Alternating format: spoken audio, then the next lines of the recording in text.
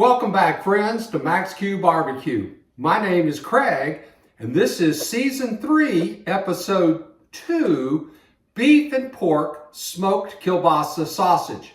Stick around as we take this couple of pounds of pork, a couple of pounds of beef, a little bit of some bacon, and we're going to convert this into a beef and pork kielbasa sausage that we're going to smoke.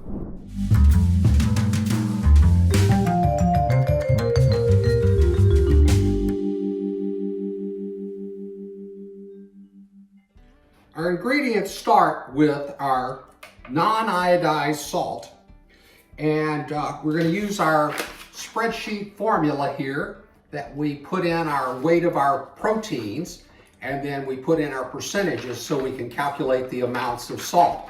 We're going to be using a 2% salt today with a total of 5.31 pounds of protein, so we're going to need about 48 grams of salt. Next, we're going to add our Insecure number 1, and we're going to need 5.5 grams. So we're going to retar our scale. And I'm going to get a spoon here so I can measure in smaller quantities our curing salt. Now this is because we're going to be smoking it, and our sausage will be sitting at a dangerous temperature for a little while it's coming up to temperature and being smoked. And what this does is this prevents the growth of botulism. And we're using a very, very small amount, only 4.5 grams. So not a whole lot of Insecure salt. Next, we're gonna be adding our, we're gonna get another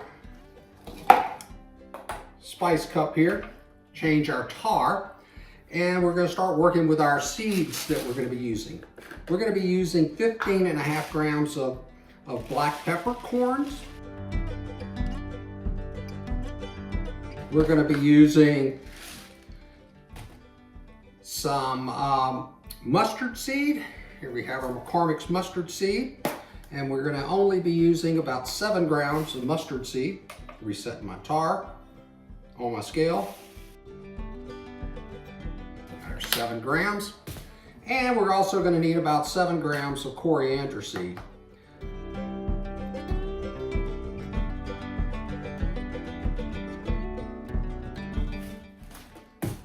Alrighty, there you have it. We have our mix. We're going to take our seeds and we're going to run them through our spice grinder just to crack them up and to powder them just to make them easier to go into solution and to mix within our sausage. We also added 3 grams of marjoram to our peppercorns and our mustard seed mix after we ground it. So this is our peppercorn, our coriander, and our mustard seed, and our marjoram. So these are our dry ingredients. We also need to add water. So what we're going to do is we've got 150 grams of water. This is about 6% water. And we're going to use this to mix up and dissolve our Insecure salts and our sodium chloride, or our non-iodized salt. And we're going to use this to mix into our ground proteins and meats. I'm going to put this back in the refrigerator so it stays nice and cool. Next step, we got to get our meats out, cut them up into some cubes, get our grinder going, and get that ground. Our pork has been thawing overnight in the refrigerator, but I had froze it after I had trimmed it a few weeks ago. So I'm going to go ahead and just kind of cut off 1-inch slices and then cube that up.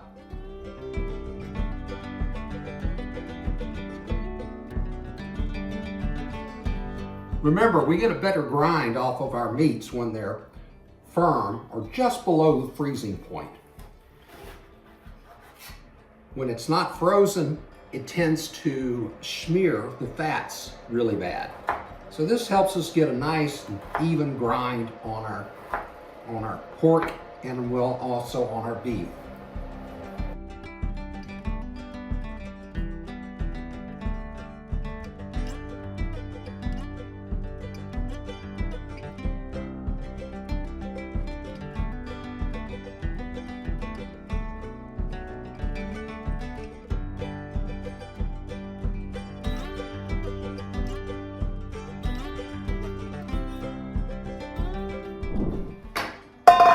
we'll put all this in this bowl and we'll keep it in the freezer so that it doesn't get soft on us when we get ready, until we get ready to grind it. We currently have our grinding instruments in the freezer being chilled so that those two will not impart a lot of extra heat to our meat as we're trying to prep it to get it ground. Today we're using our KitchenAid mixer with our aluminum KitchenAid grinding attachment. We've got our frozen or semi-frozen meat here, so we're going to start the process and start grinding this sausage.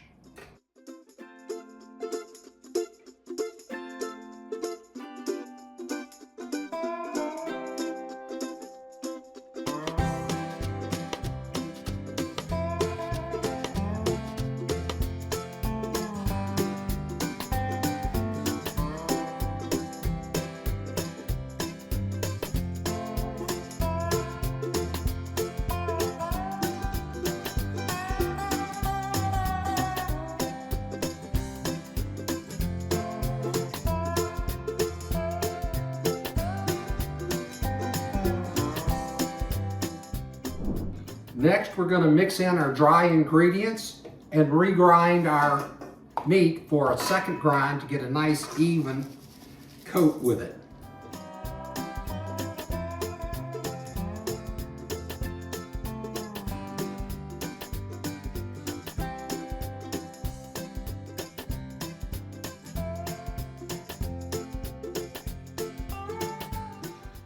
We've got our ground pork and beef in our mixer, and we've got our salt and our curing salts added, as well as our dry ingredients. And so now we just need to mix it till it gets to the texture that we want to have for stuffing. So we're going to put it on low and just stir it and get this mixed up. Just wanted to show you that our mixture is the right texture. Sticks to your hand, doesn't fall off. Also sticks to the beater blades. So now we're ready to pack it in our stuffer.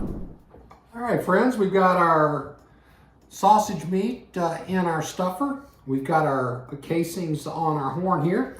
So it's time to start stuffing our casing. First thing I'm gonna do is I'm gonna push a little bit of sausage in here. Start to fill the casing.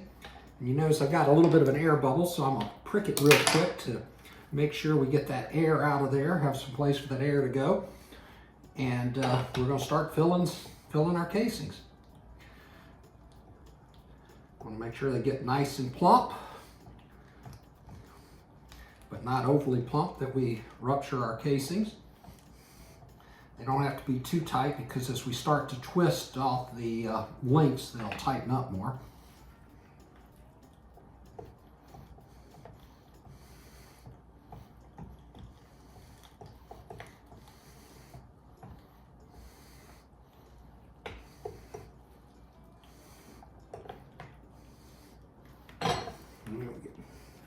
Not quite getting it stuffed well enough, so I'm going to squeeze that down there a little bit. Do a couple of pricks to let some of the air pressure off and squeeze our sausage mixture in a little better.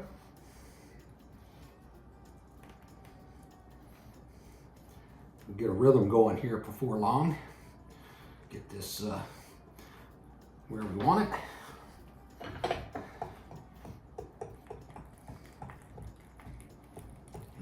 Flow off of there.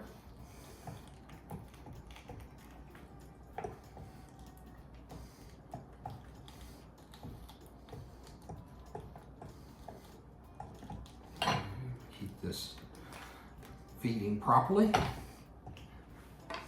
Prick a couple of more holes, get some of that air out of it.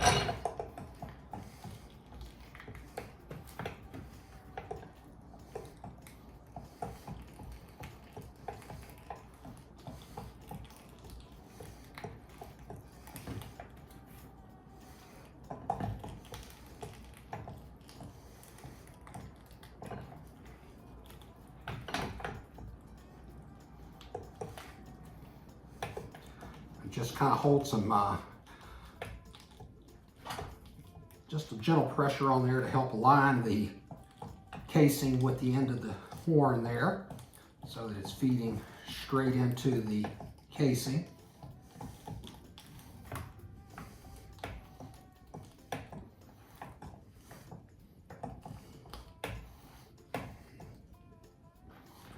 Just sliding it down in there to stuff it a little better. Just a little gentle pressure there.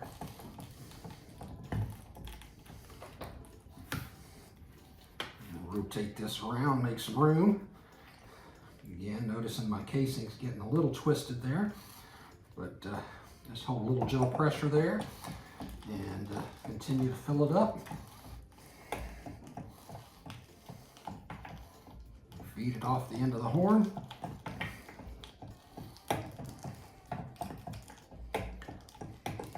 Now, we found that the last time 5 pounds of sausage usually takes about 2 casings. I did pull 3 out today in case I do have blowout. And this is coming off very nicely.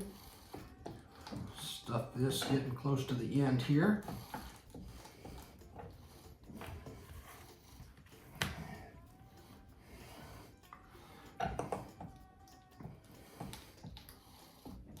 And I want to go all the way to the end because I want to have some room to tie off. So I got about 2 inches of casing. I'm gonna back off a half a turn there and pull this up. And it looks like 1 and maybe a second casing is all I'm gonna get out of this 5 pounds of meat today. So that's a pretty good size. See if I can get this tied off here. It's a little hard working with this end. It's not a lot of... Let's do a nice tight twist, get the stuffed meat out of it. And just twist it up real tight. See if I can get a little loop tied in it.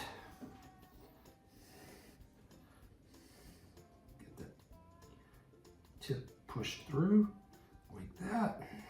Look at there. Now we got it tied off. Next thing I want to do is I want to try to make some hanks out of this that I can hang on my stuff on my smoker. So I'm going to try to pinch off about, maybe a little shorter, about like that, maybe about book width or so. And squeeze that off. Twist that together.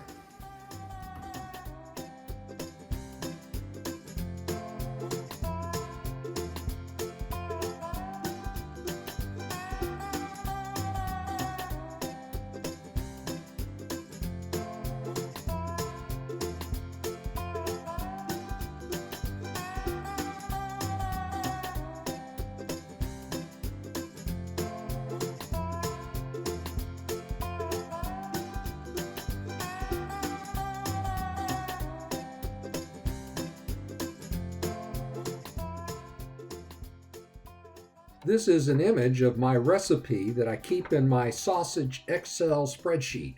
I use Excel to calculate the amount of ingredients based on the weight of the meat.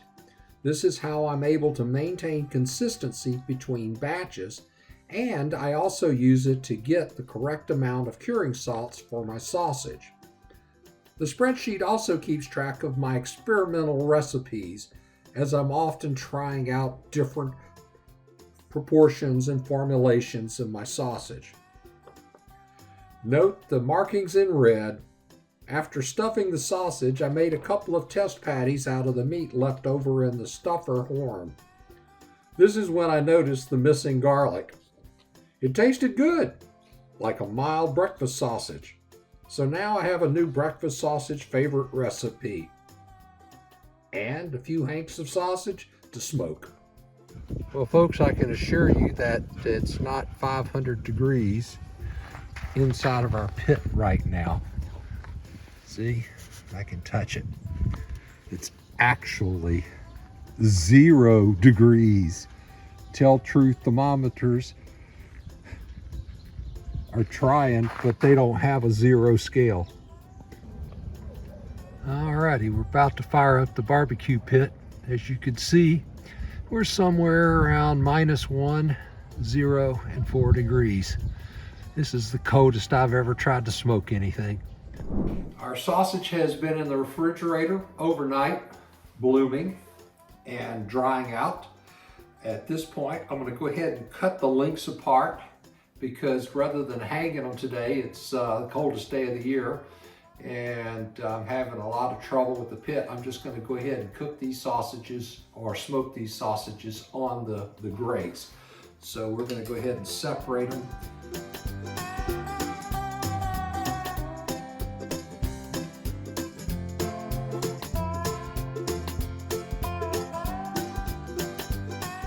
All right, let's go get these on the grill and on our offset backyard smoker. Our temperature of our smoker is up to 140 degrees, which is temperature. So we'll hold it there for as long as we can, and then we'll raise it up to bring our sausage up to temperature a little bit later. All right, I'm gonna go out in the cold and get this sausage on. There you go, we got our sausage laid out on our workhorse. And we're gonna let the smoke go to work on it.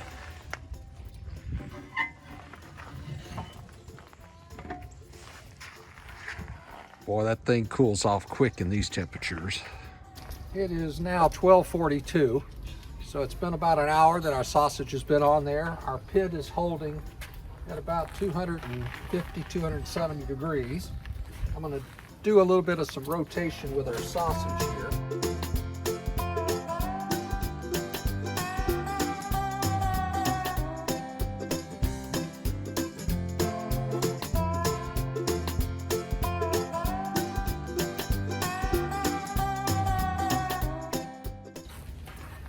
There you have it. Let's get this thing closed up and let the smoke go back to work. Welcome back, friends. Our temperature of our sausage is now at 142 degrees. That's about as hot as we want to get it. That means it's cooked inside. It's been smoking probably about an hour and 15, hour and 20 minutes. It is 106, so not a lot of smoke, but it was so cold today. Just didn't have time to really do a lot of cold smoking. But let's go ahead and get this thing opened up. Our sausage has a great color on it. I'll bring your camera in here so you can see. It has got a beautiful color on it. We're gonna take the sausage off and we're actually gonna leave it outside here a little bit so we can let it cool off. We don't want to overcook it.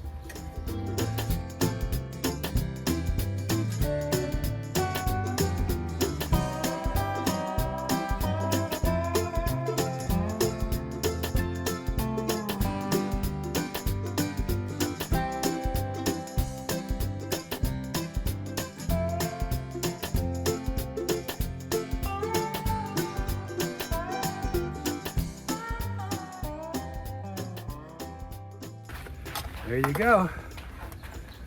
We'll try some out later. I hope you enjoyed our video today.